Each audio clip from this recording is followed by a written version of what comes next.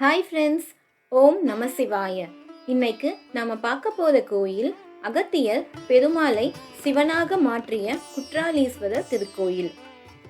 நம்ம நிறைய பேர் சபரிமலை தரிசனம் முடிச்சு திரும்பி வரும்போது இந்த கோயிலுக்கு போயிருப்போம், இல்லனா போகாம கூட வந்திருப்போம்.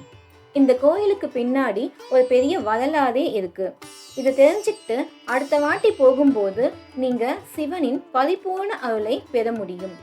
ஒரு முறை கைலாயத்தில் சிவனுக்கும் பார்வதிக்கும் கல்யாணம் நடக்கும் போது பூமியின் வடதிசை தாழ்ந்து தென் திசை உயரத் தொடங்கியது. பூமியின் நிலையை சரி செய்ய சிவபெருமான் அகத்தியரை தென் திசையில் உள்ள பொதிகை மலைக்கு அனுப்புகிறார். அகத்தியருக்கு அங்கு தனது திருமண கோலத்தை காட்டுவதாக அவர் வாக்களிக்கிறார். அகத்தியர் பொதிகை மலைக்கு வந்து அருவியில் குளித்து அருகில் இருக்கும் கோயிலுக்கு போகும்போது அது ஒரு பெருமாள் கோயிலாக இருக்கிறது. அகத்தியர் நெற்றி நிறைய திருநீர் பூசிக்கொண்டு போனதால் அவர் வைணவர் இல்லை என்று சொல்லி அவரை உள்ளே போக விடமாற்றாங்க. அகத்தியர் மிகவும் மனம் வருத்தப்பட்டு பக்கத்தில் இருக்கும் இளஞ்சி என்ற இடத்திற்கு செல்கிறார். அங்கு போய் அவர் சிவபெருமானை நினைக்க முருகப்பெருமான் ஒரு சிறுவன் போல வந்து, இப்படி போனால் உங்களை எப்படி உள்ளே விடுவார்கள்? அதுவோ வைணவ கோயில், நீங்கள் வைணவ கோலத்தில் அல்லவா போக வேண்டும். ஆகவே நீங்கள் வைணவ கோலத்தில் மறுபடியும் அதே கோயிலுக்கு போங்க அப்படின்னு சொல்றாரு.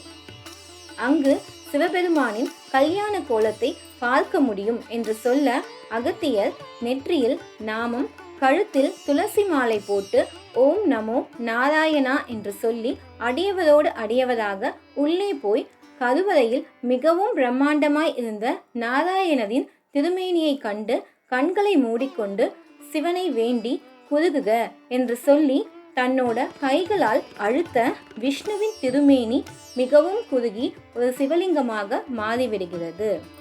அங்கு இருந்தவர்கள் இவர் மேல் மிகவும் கோபப்பட இவர் சிவனும் ஹரியும் ஒன்றுதான் என்று கூறி பெருமாளுக்கு அருகிலேயே ஒரு கோயிலும் கட்டி தருகிறார். அகத்தியருக்கு சிவ பார்வதி திருமண காட்சியும் கிடைத்தது. இன்னமும் அந்த சிவலிங்கத்தின் மேல் அகத்தியர் கைவிரல்கள் பதிந்த அடையாளத்தை நம்மால் பார்க்க முடியும். இதே மாதிரி ஸ்ரீதேவி குழல்வாய் மொழி அம்மையாகவும் பூதேவி பராசக்தியாகவும் மாறினர். இந்த மலை திரிகூட மலைன்னு கூப்பிடுறாங்க. இந்த கோயில் சங்கு வடிவில இருக்கும். நீங்க பக்கத்தில் இருக்கும் செண்பகாதேவி கோயிலுக்கு போகும் வழியில அருவியின் மேலே இருந்து பார்த்தா சங்கு வடிவில் இருப்பதை பார்க்க முடியும். இங்கு வட அருவி, தேன் அருவி இருக்கு. இதில் வட அருவியில் குளிக்க பாவங்கள் கரைந்து போகும். இந்த கோயில்ல பலாமரம் தான் தல விருட்சம். இந்த பலாசுலைகள் லிங்க வடிவில் இருப்பதை பார்க்கலாம். எங்கும் காண முடியாத அதிசயம் இது. இங்கு இருக்கும் திருச்சபை நடராஜ பெருமானின் 5வது திருச்சபை ஆகும். இந்த திருச்சபை கோயிலிலிருந்து 1 கிலோமீட்டர் தூரத்தில் தனி கோயிலாக இருக்கிறது. பூ என்றால் பிறவி பிணி, தாளம்னா தீர்ப்பது என்று பொருள். அதனால தான் குற்றாலம்னு பெயர் வந்துச்சு. நீர், நிலம், நெருப்பு, ஆகாயம், வாயு என பஞ்சலிங்கங்களையும் இங்க ஒரு சேர தரிசிக்க முடியும். மூளை, நரம்பு மண்டலங்கள், தோல் பிரச்சனை உள்ளவங்க இந்த குற்றாலத்தில் குளிச்சு சிவநாதனை வழிபட்டால் நல்ல பலன் உண்டு.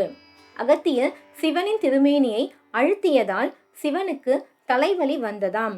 அதனால பசும்பால், இளநீர், சந்தனம் மற்றும் 42 வகையான மூலிகையை சேர்த்து ஒரு தைலம் தயாரித்து சிவனுக்கு தினம்தோறும் காலை 9:30 மணிக்கு நடக்கும் பூஜையின் போது தடவுகின்றனர்.